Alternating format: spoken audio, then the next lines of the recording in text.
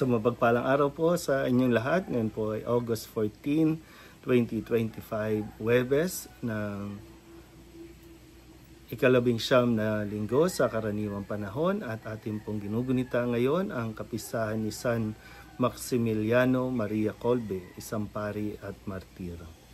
Ating po unang pagbasa at pagninilay sa araw nito ay hinango mula sa aklat ni Josue, chapter 3, verses 7 to 11, verses 13 to 17. Noong mga araw na iyon, sinabi ng Panginoon kay Josue, "Sa araw na ito'y padadakilain kita sa paningin ng buong Israel.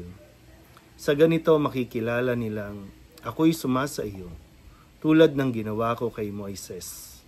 Sabihin mo sa mga saserdoteng Levita na magdala ng kaba ng tipan, na magtuloy na sila sa ilog Jordan, ngunit hihinto pagtuntong ninyo sa tubig."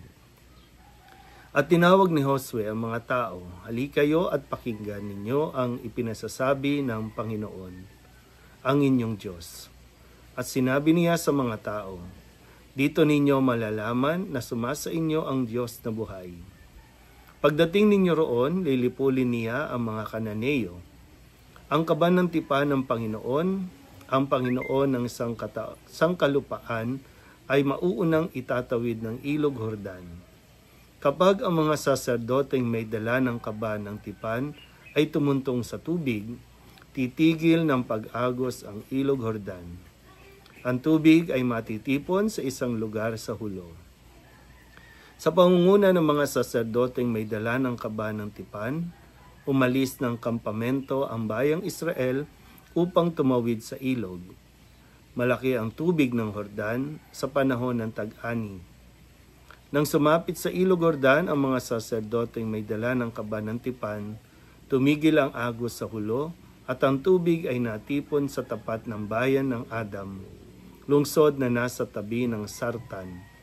Samantala, ang agos na pababa sa dagat na patay sa Araba ay nagpatuloy hanggang sa natuyo ang ilog at nakatawid ang buong Israel. Malapit sa Jericho ang kanilang tinawiran. Nanatili sa gitna ng natuyong ilog ang mga saserdoteng may dala ng kaba ng tipan. Samantalang tumatawid sa ibayo ang buong bayan, tuyo ang nilalakaran nila." Ang salita ng Diyos. Muli po, isang mapagpalang araw sa inyo pong lahat. Matapos nga natin mapagnilayan ang kwento ng kaligtasan, ang kwento ng pagkilos ng Diyos sa aklat ng Deuteronomio, ngayon ay sinisimulan natin ang aklat ni Josue. At kung maalala nyo po, si Josue ang pumalit o naging kahalili ni Moises para dalhin sa lupang pangako ang bayang Israel. At maganda po na dito sabi ng Panginoon kay Josue, "Sa araw na ito ay padadakilain kita sa paningin ng buong Israel."